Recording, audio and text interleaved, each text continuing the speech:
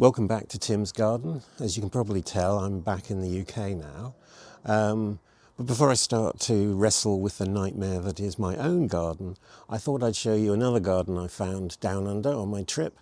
It's a beautiful little garden. It's one of my favourite places in the entire world. So thanks a lot for inviting me into your garden, your beautiful garden.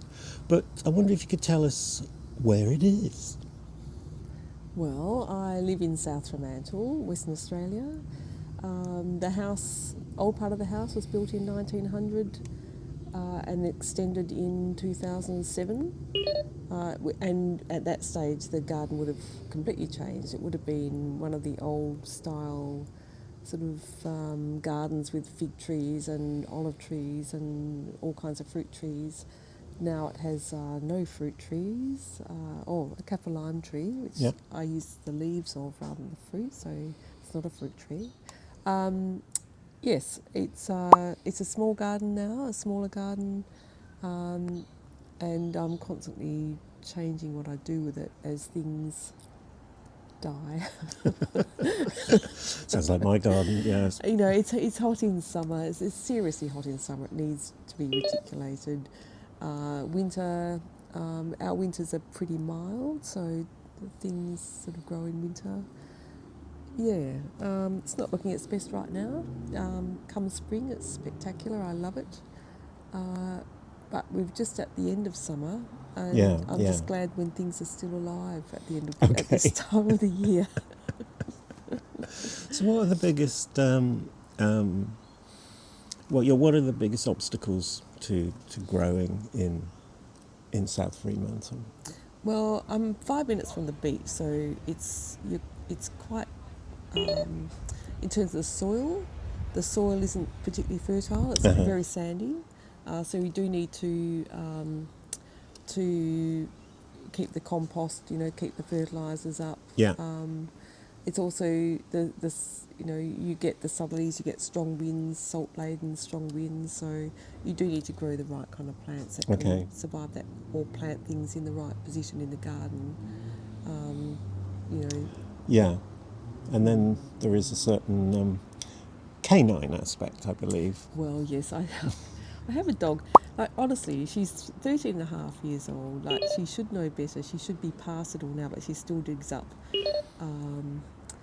She still digs up my garden, and she's still got it. It's good to see she's still got it. But honestly, when she's dug up recently my two of my 4 remaining camellias. I'm looking at them right now. The pitiful things in my garden. My dog's dug them up. Yes, so, but apart from that, she enjoys the garden probably more than I do. Okay, so I've had a little quick look around the garden, but I wonder if you could take us through it in a bit more detail now. Sure.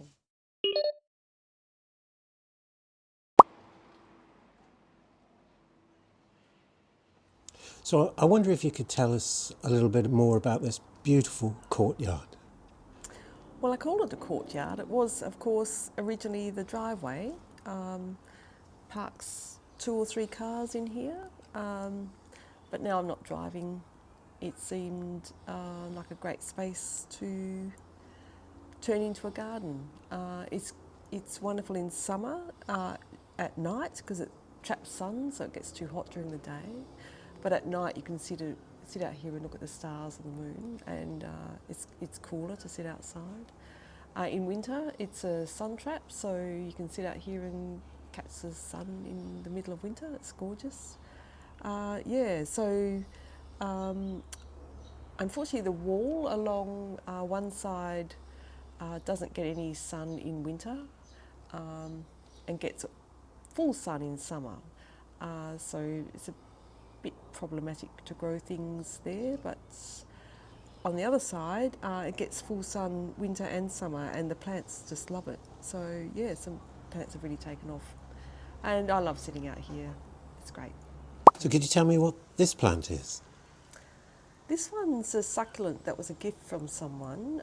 It looks after itself really. It flowers whenever it feels like it in winter, not all winters, just on occasion it flowers a pretty pink little flower.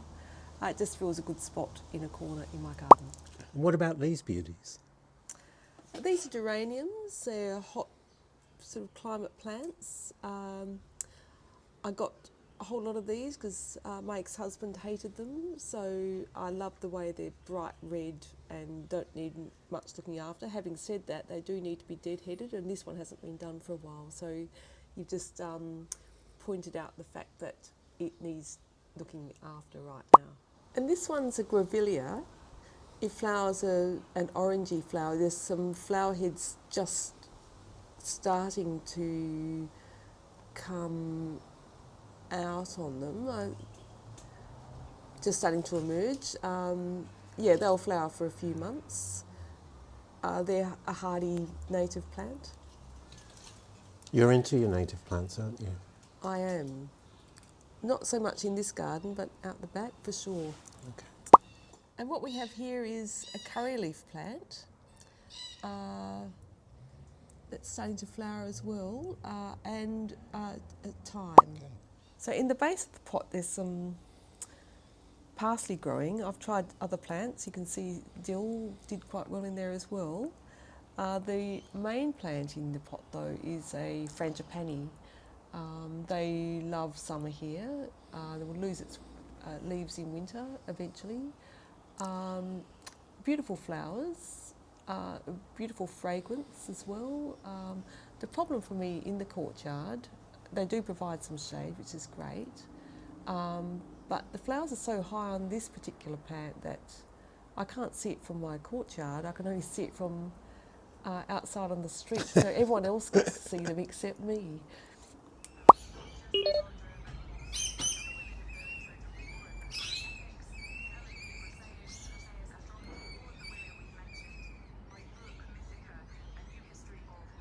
So what's this one called?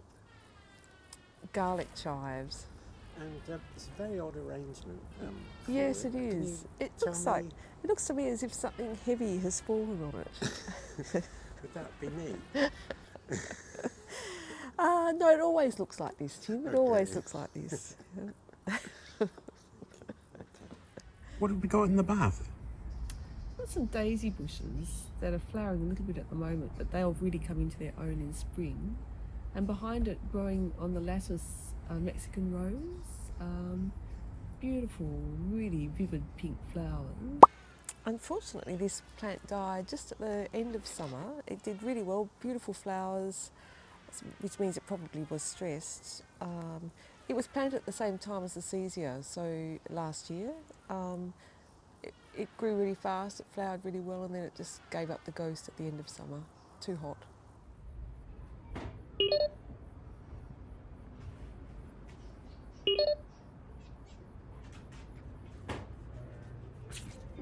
So what are we looking at here?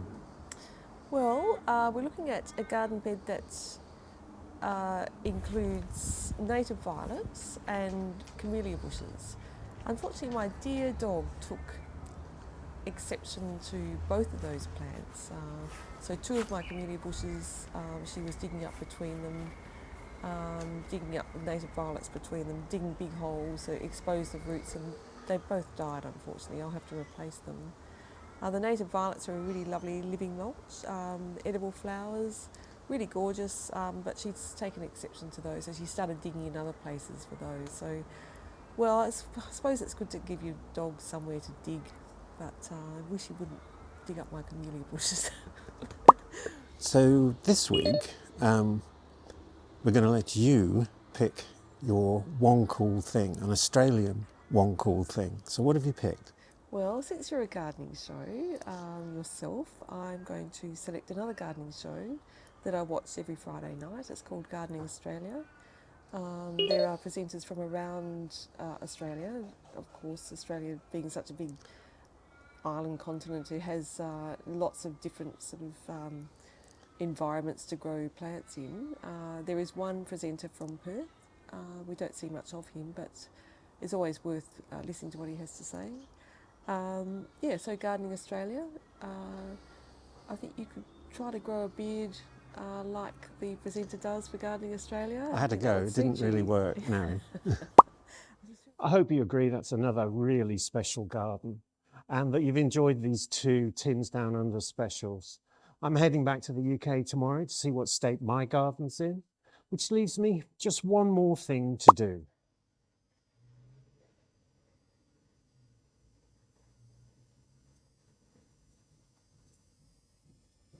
See you in the UK.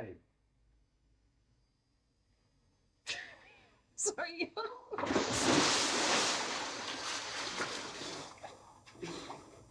Oh.